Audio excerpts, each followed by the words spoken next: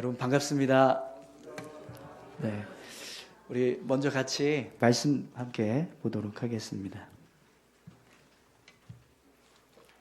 창세기 39장 1절에서 6절까지 말씀 먼저 함께 읽도록 하겠습니다.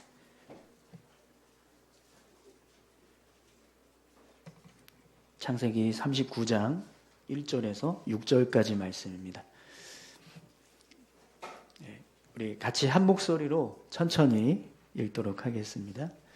요셉이 이끌려 애굽에 내려가매 바로의 신하 치위대장 애굽 사람 보디발이 그를 그리로 데려간 이스마엘 사람의 손에서 요셉을 사니라.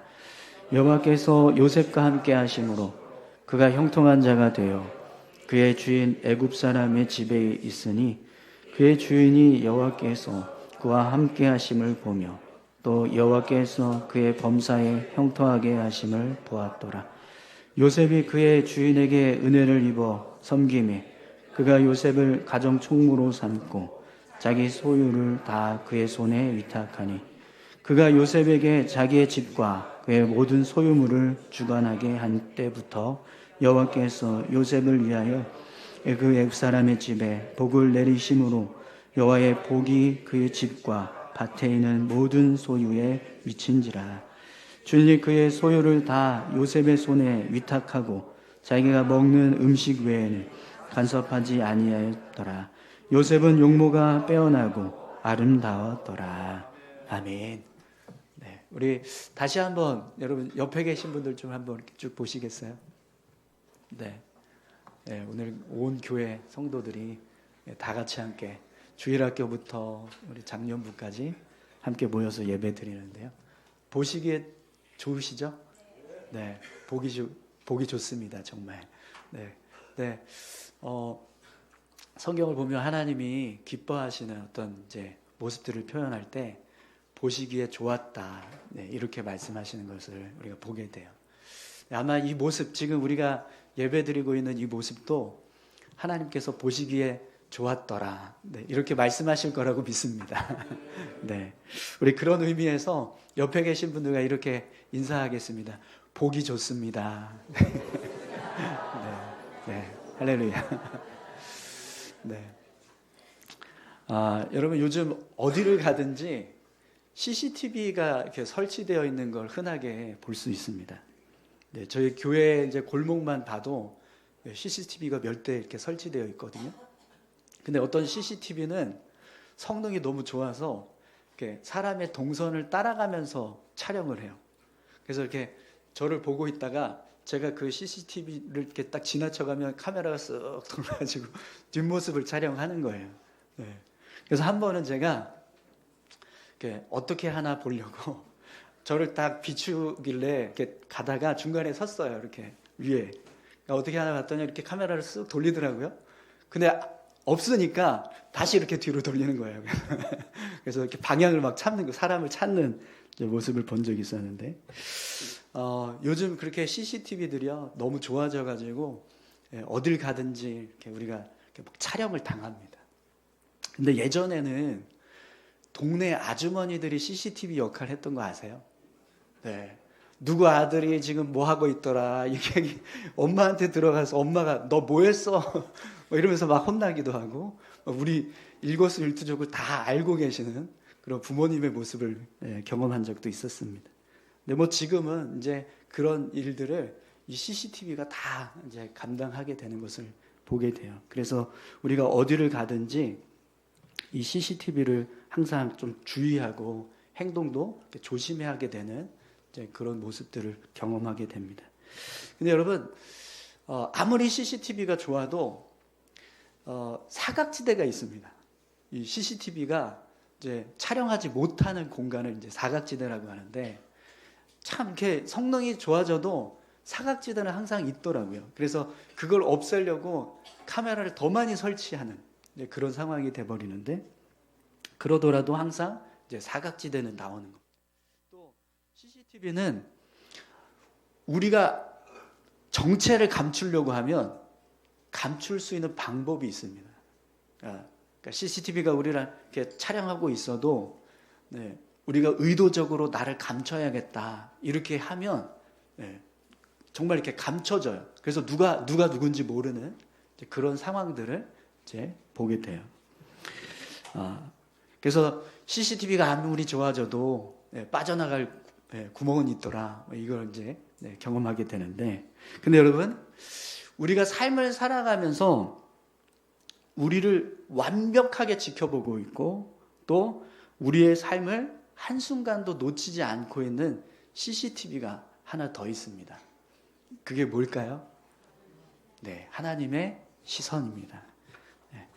여러분, 하나님의 시선은요, 사각지대가 없습니다. 아무리 피하고 싶어도, 아무리 촬영당하고 싶지 않아도 하나님은 어디서든지 언제든지 우리를 지켜보고 있습니다. 또 하나님의 시선은요, 우리가 나를 감추려고 아무리 노력을 해도 감출 수가 없어요. 하나님은 다 알고 계십니다. 내가 아무리 변장을 하고 내 자신을 숨기려고 할지라도 하나님은 정확하게 내가 누군지 뭘 하는지 그걸 다 알고 계신다는 거죠. 거기다가 심지어 하나님의 시선은요, 어떤 기능까지 있습니까? 우리 마음 중심까지 꿰뚫어 보는, 겉모습만 촬영하는 게 아니라, 겉모습만 보는 게 아니라 내 마음도 살피시는 분이 바로 하나님의 시선이라는 겁니다. 그렇기 때문에 사실 우리가 삶을 살아갈 때 어떤 CCTV보다 더 신경 써서 살펴야 할 CCTV가 있다면 그건 분명 하나님의 시선일 겁니다. 특히 여러분, 우리 그리스도인들에게는요, 하나님의 시선은 우리 인생을 전부 다 담아내고 있는 진짜 CCTV가 되고 있다는 걸 알고 있습니다. 성경을 보면 하나님께서 우리 인생의 모든 순간을 생명책에 다 기록하고 계신다라고 말씀합니다. 그리고 언젠가 우리가 하나님 앞에 섰을 때 그 인생의 기록들을 하나하나 다 끄집어내서 확인하시는 순간을 우리가 맞이하게 될 거다, 이렇게 말씀을 하고 있습니다. 그렇기 때문에 여러분, 우리가 삶을 살아갈 때요, 우리 삶에서 정말 어떤 CCTV보다 우리가 더 주의를 기울이고 살피면서 생각하면서 살아야 될 CCTV가 있다면 그건 분명 하나님의 시선일 것입니다. 오늘 저와 여러분들이 그렇게 삶을 살아가실 때 하나님의 시선을 살피면서 삶을 살아가실 수 있기를 소망합니다. 근데 여러분, 한 가지 우리가 하나님의 시선을 살필 때 문제가 있어요. 보이지가 않는다라는 겁니다. CCTV는 어디 설치되어 있는지 확인이 되잖아요. 근데 하나님은요, 우리를 보고 계시는지 우리가 알 수 없다라는 거예요. 하나님은 단 한순간도 우리가 어떻게 삶을 살아가고 있는가에 대해서 놓치지 않고 다 보고 계시거든요. 근데 우리는 단 한순간도 그렇게 나를 지켜보고 계시는 하나님을 볼 수가 없다라는 겁니다. 그래서 안타깝지만 많은 사람들이요, 하나님의 시선을 망각한 채 살아갑니다. 하나님의 시선이 우리 눈에 보이지 않으니까 없는 것처럼 생각하고 그냥 내 마음대로, 내 뜻대로 삶을 살아가게 되는 거죠. 여러분, 지난 한 주간 동안 삶을 살아가실 때 얼마나 하나님의 시선을 신경 쓰면서 사셨습니까? 하나님께서 내 마음 가운데 내 중심도 꿰뚫어 보신다라는 사실을 기억하고 얼마나 하나님의 시선 앞에서 나를 주의하면서 사셨나요? 여러분, 우리가 삶을 살아갈 때요, 하나님께서 나를 지켜보고 계신다라는 사실을 매 순간 기억한다면 우리는요, 늘 정말 삶을 조심하면서 살아가게 될 줄 믿습니다. 그래서 오늘 말씀도 보면 늘 하나님의 시선을 생각하면서 살았던 한 사람의 모습을 보게 됩니다.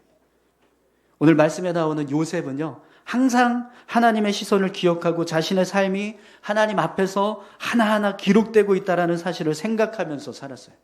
그래서 오늘 이 말씀을 통해서 요셉의 삶을 보면 하나님의 시선이 보입니다.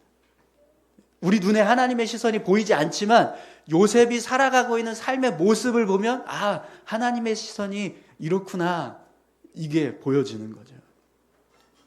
여러분, 요셉의 삶을 통해서 하나님의 시선이 어떤 모습인가, 또 하나님의 시선을 향한 항상 우리가 살피면서 삶을 살아가는 모습이 어떤 모습이 되는가, 우리가 요셉의 모습을 통해서 함께 살펴보면서 오늘 저와 여러분들의 삶이요, 그렇게 하나님의 시선을 살피면서 살아가는 믿음의 삶이 될 수 있기를 소망합니다. 오늘 본문을 보면 요셉이 애굽의 노예로 팔려가서 보디발이라고 하는 애굽 왕의 친위 대장 집에 노예가 되는 모습을 보게 돼요. 우리 1절 같이 함께 다시 한번 볼까요? 요셉이 이끌려 애굽에 내려가매 바로의 신하 친위 대장 애굽 사람 보디발이 그를 그리로 데려간 이스마엘 사람의 손에서 요셉을 산이라. 아멘. 여러분, 내가 억울하게 노예가 돼서 노예 상인에게 팔려서 다른 나라로 끌려가서 노예 신세가 되었다라고 한번 생각해 보십시오. 분명히 이 모습은요, 굉장히 절망적이고 불행한 순간이 될 겁니다.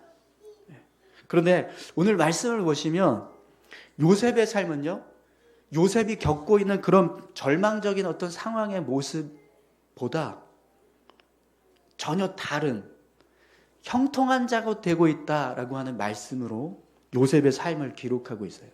우리 2절 3절 말씀 한번 보시겠어요? 여호와께서 요셉과 함께 하심으로 그가 형통한 자가 되어 그의 주인 애굽 사람의 집에 있으니 그의 주인이 여호와께서 그와 함께 하심을 보며 또 여호와께서 그의 범사에 형통하게 하심을 보았더라. 아멘. 여러분, 분명 요셉은 애굽의 노예로 팔려간 불행한 일을 겪고 있어요. 그런데 요셉의 삶은 오히려 다른 사람들에게 형통한 자로 보여지고 있어요. 내가 불행한 일을 겪잖아요. 그러면 그 불행함이 사실 다른 사람들에게까지 영향을 미칩니다. 내가 가지고 있는 내 불행이 그냥 나에게만 머물러 있는 게 아니라 자꾸 다른 사람들에게까지 흘러가게 한다라는 거죠. 그런데 오늘 말씀을 보면 요셉은 정반대였습니다. 자신은 불행한 상황을 겪고 있는데 그 불행이 다른 사람들에게까지 흘러가는 게 아니라 오히려 다른 사람들에게는 복을 허락하는 삶을 요셉이 살아가고 있다는 거예요. 근데 여러분, 오늘 말씀에 보면 그 이유를 뭐라고 설명합니까? 하나님께서 요셉과 함께 하셨기 때문이다. 이렇게 말씀하고 있습니다. 하나님께서 요셉과 함께 하시니 요셉의 삶이 불행한 삶임에도 불구하고 전혀 불행하지 않고 오히려 형통한 삶을 살게 되었다. 이렇게 성경은 우리에게 말씀해 주고 있어요. 그래서 오늘 말씀을 보면 요셉이 보디발의 집에 노예로 팔려갔지만 가정 총무가 됩니다. 그리고 보디발의 집에 있는 모든 일을 다 도맡아서 책임지는 그런 모습이 돼요. 또 요셉 때문에 보디발의 집이 복을 받습니다. 하나님께서 요셉과 함께 하시니까 그 함께 하나님과 함께하는 요셉이 사는 보디발의 집에도 하나님의 복이 임하더라. 이렇게 기록하고 있는 거죠. 여러분, 요셉의 모습을 보면 하나님의 시선이 우리의 삶에 어떤 모습이 되고 있는가 그걸 분명하게 알 수 있습니다. 하나님의 시선은요, 단순히 그냥 우리를 감시하는 시선이 아니에요. 하나님의 시선은 우리의 삶을 살펴서 우리를 도우시는 도움의 시선입니다. 여러분, 하나님은요, 우리를 그냥 멀리서 관람만 하시는 그런 분이 아니라 우리 삶을 아주 세밀하게 관찰하시고 또 우리 삶 가운데 직접적으로 함께 하시는 분이십니다. 여러분, 스포츠 경기 보시죠? TV를 통해서든 아니면 뭐 현장에 가서든 스포츠 경기를 보실 때 여러분 어떻게 보세요? 그냥 봐야 돼요, 사실. 그죠? 막 선수들이 내 마음대로 경기를 풀어가지 않을 때 막 속이 터져요. 그래서 야, 이렇게 좀 하지, 저렇게 좀 하지, 왜 저거밖에 못하지, 막 이럴 때가 있잖아요. 근데 여러분, 그렇다고 해서 그 선수들에게 우리가 뭔가 할 수 있습니까? 없어요, 그죠? 그냥 지켜만 봐야 합니다. 그냥 보기만 해야 돼요.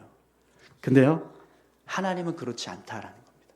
하나님은 때로는 감독처럼, 때로는 동료처럼, 때로는 나를 돕는 내 안의 힘과 능력으로 우리의 삶 가운데 함께 하시면서 우리를 도와주시는 돕는 자가 되신다라는 겁니다.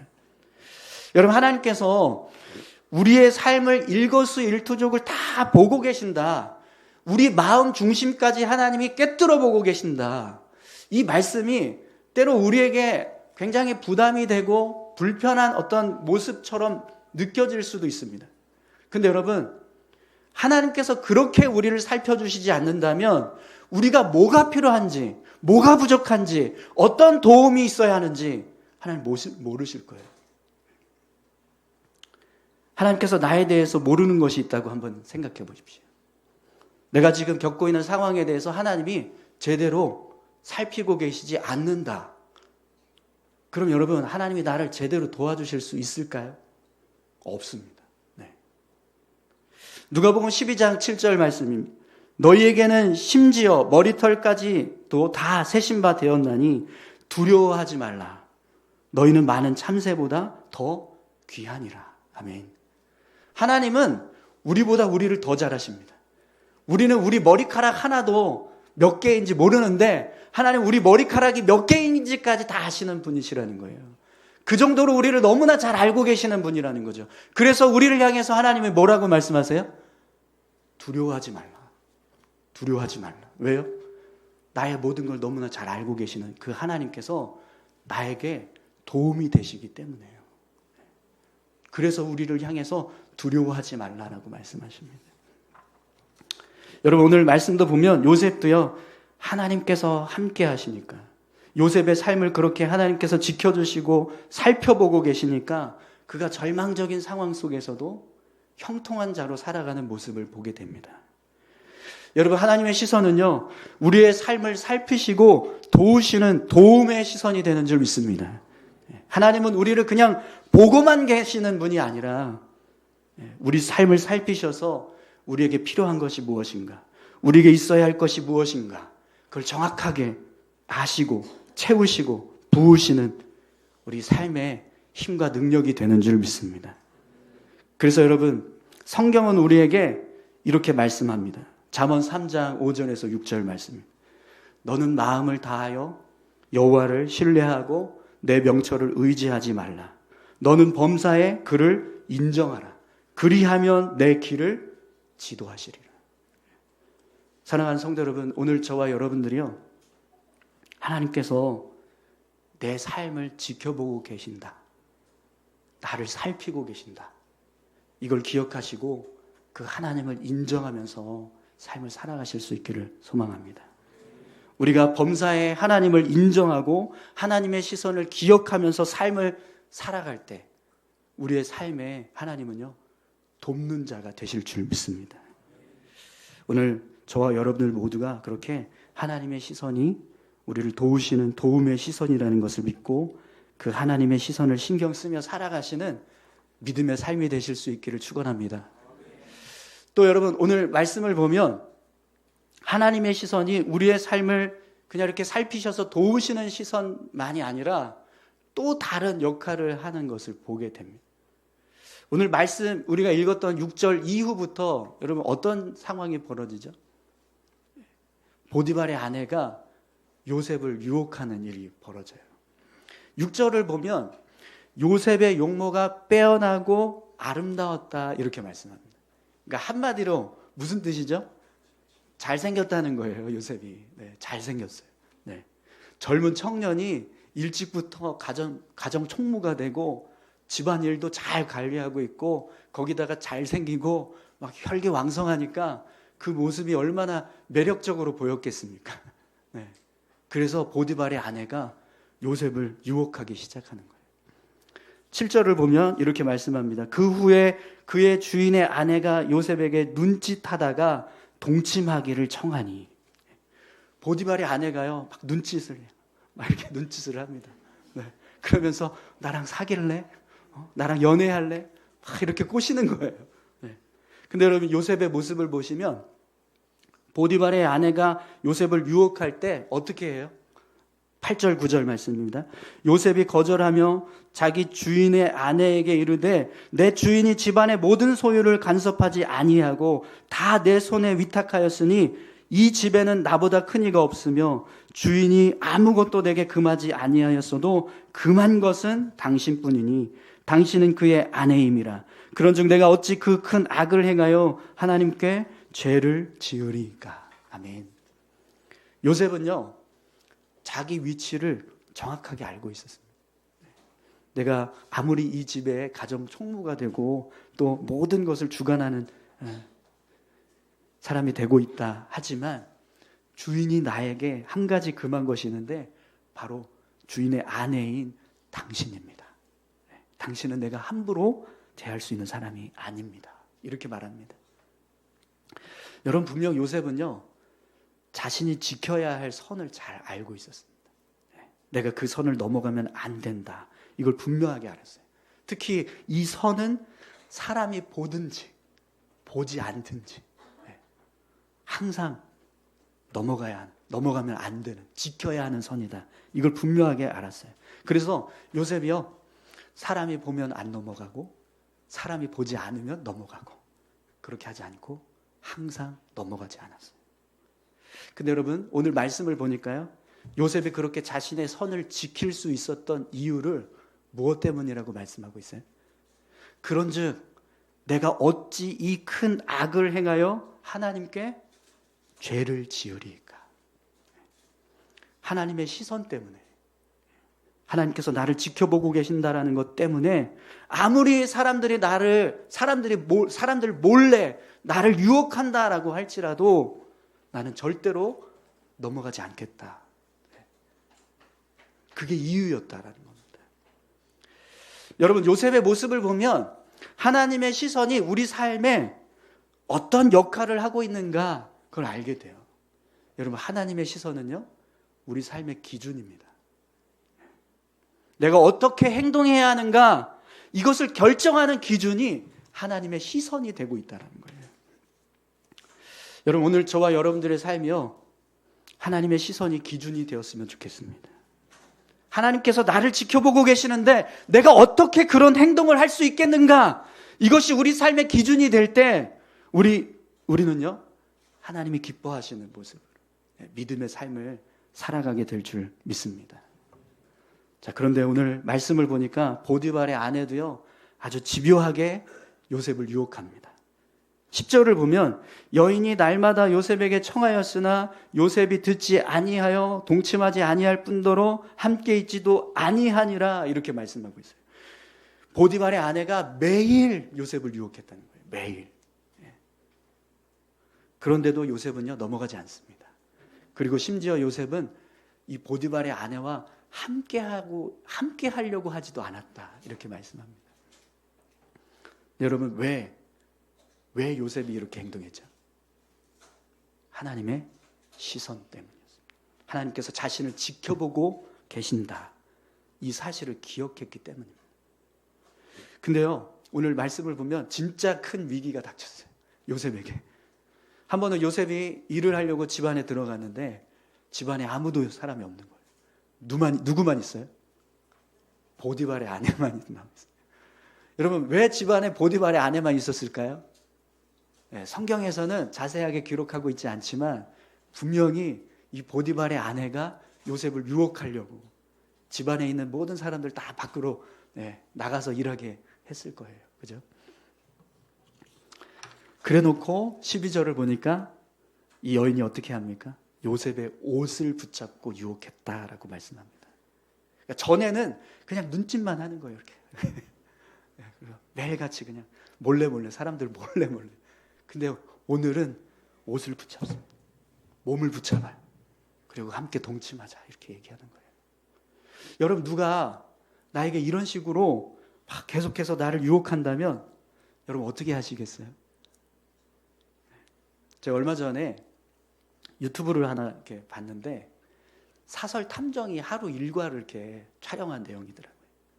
근데 이 사설 탐정이 하는 일이 뭔가 봤더니 다 불륜 현장을 촬영하기 위해서 누군가를 쫓아다니는 그런 내용이었어요. 그 영상을 촬영하는 PD가 이 사설 탐정에게 이런 질문을 합니다. 아이들이 있어서 좀 그렇긴 한데, 요즘 사람들이 어느 정도까지 많이 불륜을 저지르냐 그랬더니 이 사설 탐정이 뭐라고 얘기하는지 아세요? 나 빼고 다 아는 것 같다. 나만 빼고 다 아는 것 같다.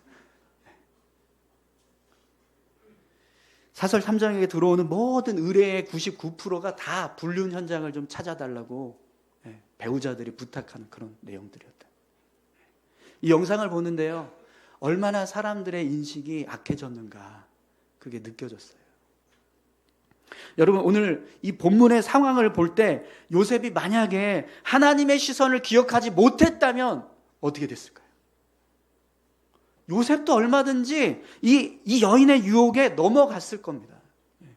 그런데 요셉은요, 이때도 이 유혹을 뿌리치고 옷을 던져버린 채 집 밖으로 뛰쳐나가버렸습니다.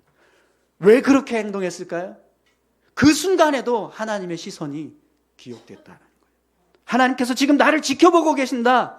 그 한 가지 사실 때문에 요셉은요, 보디발의 아내가 자신의 옷을 붙잡고 자신의 몸을 붙잡고 늘어지는데도 불구하고 그걸 뿌리칠 수 있었다라는 거예요.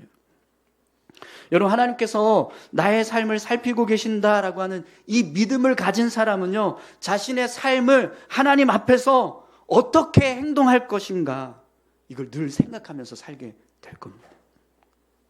내 삶이 하나님 앞에서 어떤 모습으로 보여질까, 그걸 늘 생각하면서 삶을 살아가게 되는 거죠. 여러분, 오늘 우리에게 이런 유혹이 찾아온다면 여러분 정말 어떻게 하시겠습니까? 사실 여러분, 우리가 살아가는 삶을 보시면 이런 유혹이 굉장히 많습니다. 오늘 그냥 본문은 이 보디발의 아내가 요셉을 이렇게 유혹하는 모습으로만 보여지고 있죠. 그러나 우리가 살아가는 삶을 보십시오. 얼마나 많은 순간에 나를 하나님 앞에서 범죄하게 할 수 있는 그런 유혹들이 많이 있습니까? 학생 때 시험을 보는데 막 주변에 있는 학생들이 막 컨닝을 해요. 한 사람만 하는 게 아니라 막 다 대부분의 학생들이 막 컨닝을 해요. 여러분, 그러면 대부분의 학생들이 컨닝하면 컨닝 안 하는 사람들은 어떻게 될까요? 손해가 돼요. 손해가. 그래서 컨닝 안 하고 싶은데 컨닝하는 게 나쁘다는 걸 아는데 다 하니까 어떤 유혹이 생겨요? 할까? 나도 할까? 이렇게 되는 거예요. 사실 여러분, 우리가 신앙생활 할 때도요, 이런 유혹들이 끊임없이 있습니다. 내가 예배 드리는 것, 말씀을 보는 것, 말씀대로 삶을 살아가는 것, 뭐 기도하는 일을 할 때 얼마든지 나의 신앙을 연약하게 만들 수 있는 유혹들이 우리 삶에 너무나 많습니다. 사랑하는 성도 여러분, 그런 유혹의 순간들이 우리 삶에 찾아올 때 하나님의 시선을 기억하실 수 있기를 축원합니다. 그래, 하나님이 지금 나를 지켜보고 계시지. 내가 이렇게 행동한다면 그 모습은 분명 하나님께서 기뻐하시지 않을 거야. 내가 만약 이런 일을 한다면 분명 그 모습은 하나님 앞에서 큰 악이 되고 죄가 될 거야. 안 돼. 그렇기 때문에 난 할 수 없어. 이것이요, 하나님의 시선을 기억하면서 사는 사람의 모습입니다. 여러분, 오늘 저와 여러분들의 모습은 어떠신가요? 하나님의 시선이 삶의 기준이 되고 계십니까? 우리의 말과 생각과 행동, 그 모든 것들의 기준이 되고 계신가요? 우리 인생의 어떤 목표나 유익이나 성공의 기준이 되고 계십니까? 오늘 말씀을 보면 요셉이 보디발의 아내의 유혹을 뿌리치고 옷을 던져버린 채 밖으로 나간 이후에 여러분 어떤 일이 벌어졌어요? 이 보디발의 아내가 사람들을 향해서 요셉이 나를 희롱했다라고 거짓말을 합니다. 그리고 그 이야기가 이 보디발에게까지 들어가게 돼요. 그런데 여러분, 오늘 본문을 보시면 그래서 이 일로 인해서 요셉이 어떤 일을 겪게 되는가 한번 보십시오. 19절에서 20절까지 말씀. 그의 주인이 자기 아내가 자기에게 이르기를 당신의 종이 내게 이같이 행하였다 하는 말을 듣고 심히 노한지라.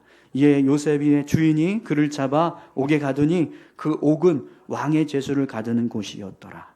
요셉이 옥에 갇혔으나. 아멘. 요셉이요, 하나님 앞에서 정직한 모습으로 서려고 했는데 오히려 감옥에 갇혔습니다. 여러분, 이 모습을 보면 얼마나 요셉이 억울했을지 이해가 되시죠? 네. 분명히 지금 요셉이 겪고 있는 상황은 너무나 억울한 상황인 거예요. 네. 그런데 여러분 이 상황을 잘 보시면 이게 요셉에게는요 굉장히 큰 하나님의 은혜가 부어지고 있는 상황이라는 걸 알 수 있습니다.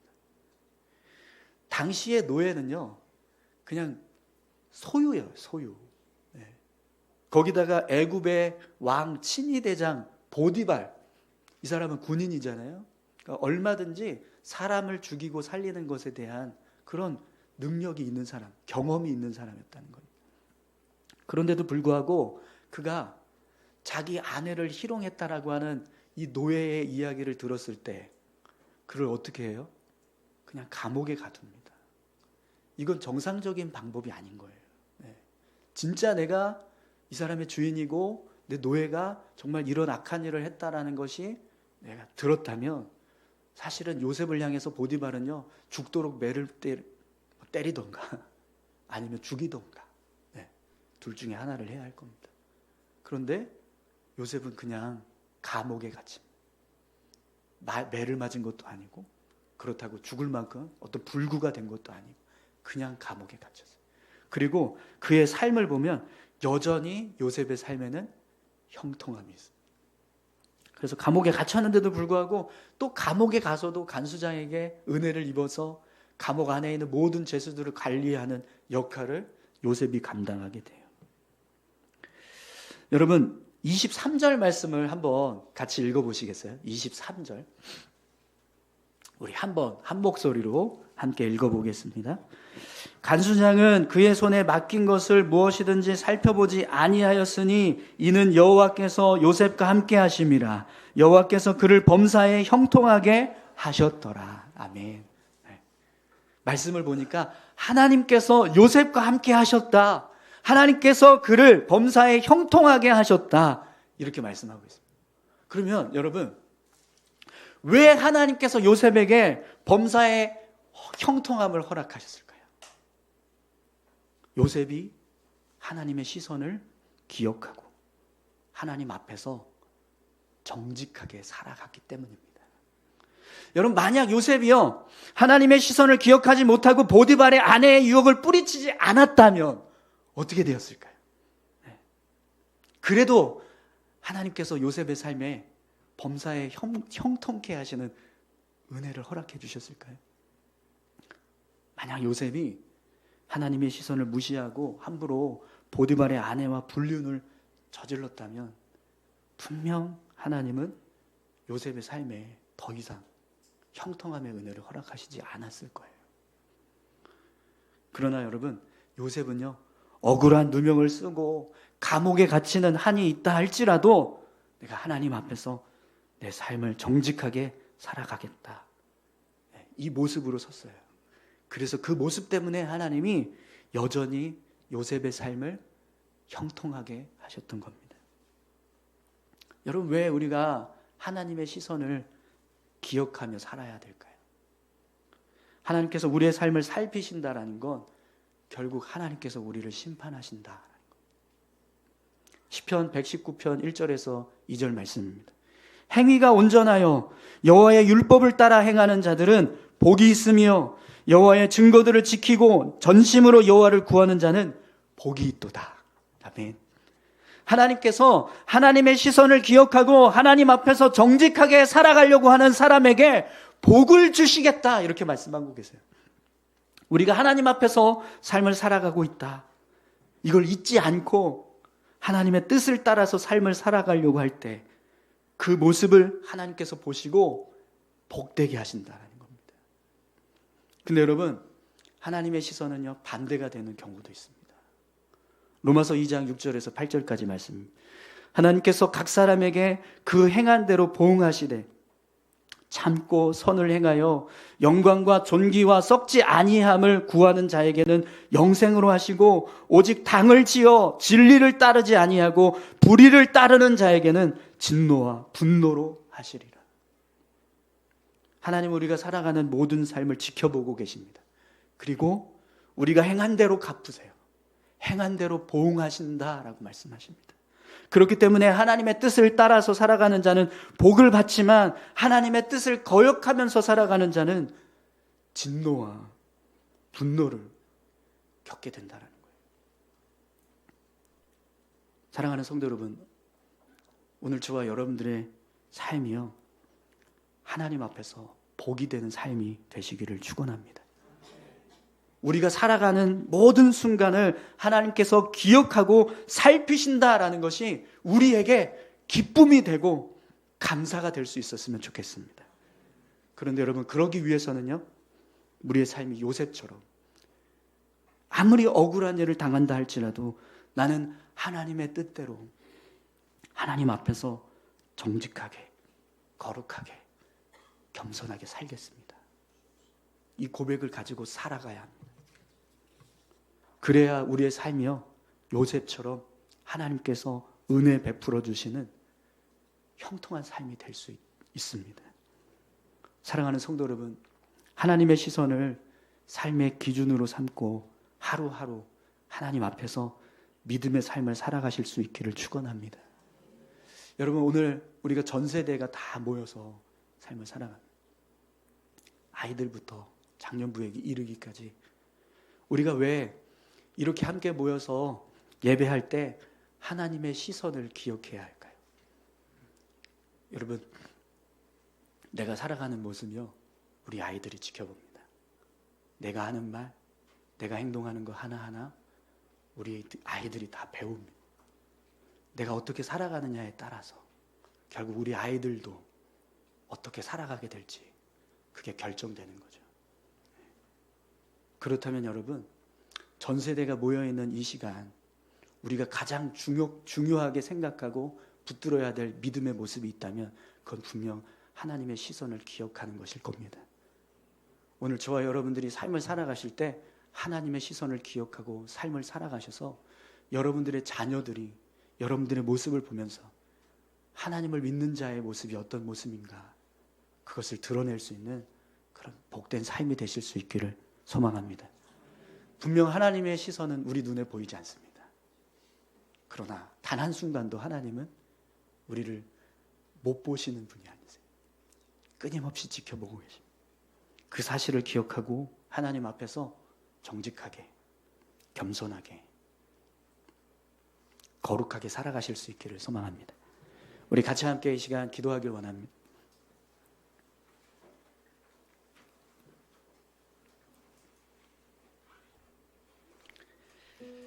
함께 기도하실 때 하나님, 우리의 삶이 늘 하나님의 시선을 기억할 수 있는 믿음의 삶이 되게 하여 주옵소서. 우리가 살아가고 있는 모든 삶의 순간들을 하나님께서 지켜보고 계신다는 것을 우리가 잊지 않게 하시고 그 하나님의 시선을 생각하면서 늘 하나님 앞에서 믿음으로 살아가는 우리 모두가 되게 하여 주옵소서. 우리 자녀들이 그 모습을 배우고 그렇게 믿음의 삶을 또 살아가게 되는 그런 은혜가 우리 교회 위에 하나님 부어지게 하여 주옵소서. 우리 같이 이렇게 기도하길 원합니다. 함께 기도하시겠습니다. 하나님 아버지, 감사합니다. 아버지 하나님, 우리가 주님을 의지하며 살아가지 못하고 하나님의 시선을 날마다 생각하지 못하면서 살았던 순간들이 얼마나 많았는지 하나님 다시 한번 주님 앞에 회개합니다. 주여, 우리를 긍휼히 여겨주시고 불쌍히 여겨주시옵소서.